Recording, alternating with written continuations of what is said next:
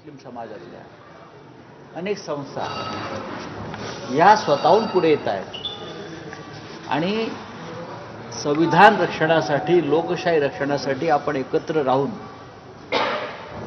मोदींच्या हुकुमशाहीशी मुकाबला केला पाहिजे, पराभव केला पाहिजे, यासाठी एकत्र येत आहे. मराठवाड्यातलं चित्र असं आहे, मी शिवसेनेच्या बाबतीत सांगतो की शिवसेनेचे मराठवाड्यातले 4ही उमेदवार हे विजयी होत आहेत आणि फार मोठ्या ताकदीनं विजयी होत आहेत. शिवाय महाविकास आघाडी म्हणून विचार केला तर जालना असेल, नांदेड असेल, लातूर असेल, बीड असेल, इथे सुद्धा जिंकण्याच्या शक्यता या महाविकास आघाडीच्याच आहेत. या वेळेला जालना आणि लातूरमध्ये बदल घडेल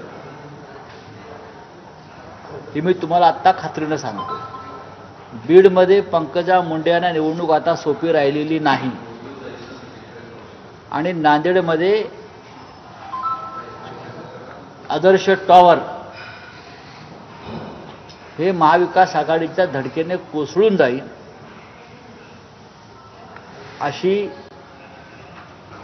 पूर्ण खात्री आम्हाला आहे आणि एकंदरीत मराठवाडा हा महाविकास आघाडीच्याच मागे राहील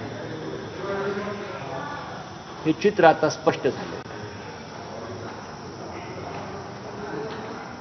या राज्यामध्येच, महाराष्ट्र राज्यामध्ये